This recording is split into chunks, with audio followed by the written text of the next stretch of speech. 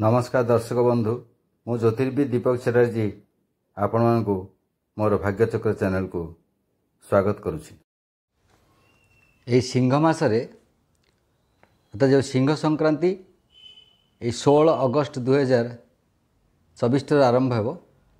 सिंह मास जहाँकि 16 अगस्त 2024 ठारू 15 सेप्टेम्बर 2024 जाए भोग हम। यही गोटे मास मध्य एक मास मध्य राशि कौन परिवर्तन हो कि फल देव से संपर्क में आलोचना करिया। प्रथमे आम देखी ना मेष राशि संबंध में। तो मेष राशि जात व्यक्ति मानक 16 अगस्त 2024 ठारू 15 सेप्टेम्बर 2024 मध्य किपरि फलाफल रहिबो से संबंध में आम प्रथमे देखा।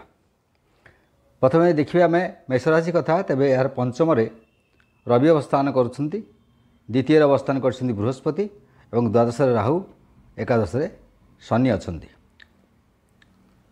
पंचमस्थ रवि हेतु रविंकर विशेष शुभफल नहीं, गोचर फल विशेष शुभफल देव ना, जहाँकि सन्तान मान पक्षे एवं आपणकर जो पुण्य कर्म बा आपणकर आध्यात्मिक कर्म क्षेत्र में किसी बाधा प्रतिबंधक देखादेव।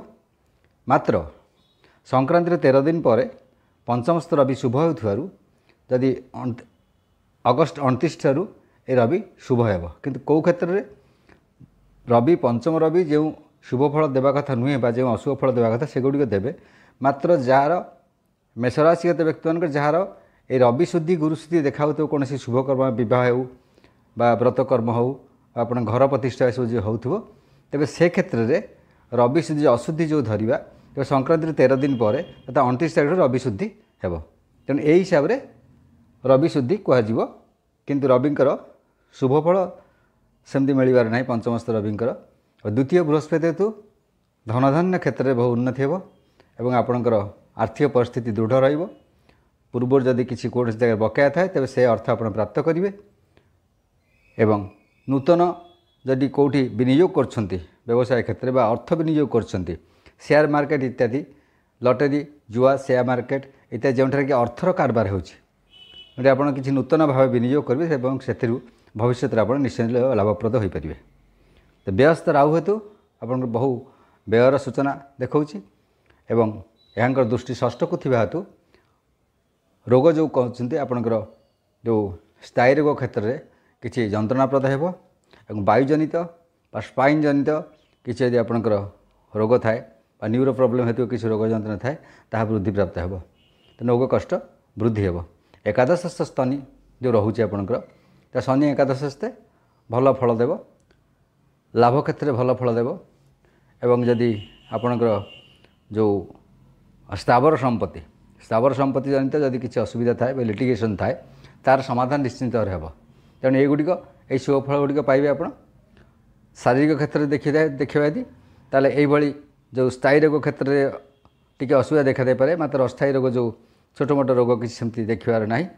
पारिवारिक क्षेत्र प्रायतः भल फल रही एवं आर्थिक व्यवस्था भल हेबारु आर्थिक अवस्था सुधरी जाए आप पारिवारिक क्षेत्र से किसी असुविधा हेबार ना। बाकी रहिला जो छात्र छात्री अच्छा छात्र छात्री मासटी विशेष असुविधा नहीं, भल फल दान कर। तेणु छात्र छात्री मैंने जो थे पूर्व मनोयोग करते से विषय में आप मनोयोग करूँ भल हो। विशेषकर कला क्षेत्र में वाणिज्य क्षेत्र में जो छात्र छात्री मैंने डेवलपमेंट प्रायतः रही भल परीक्षा भल फल प्राप्ति करेंगे। परिश्रम करते निश्चिंत भाव। बाकी रहा आपंकर महिला मान कथा जो कर्मजीवी महिला अच्छा क्षेत्र में विशेष शुभफल देखा जाऊ ना।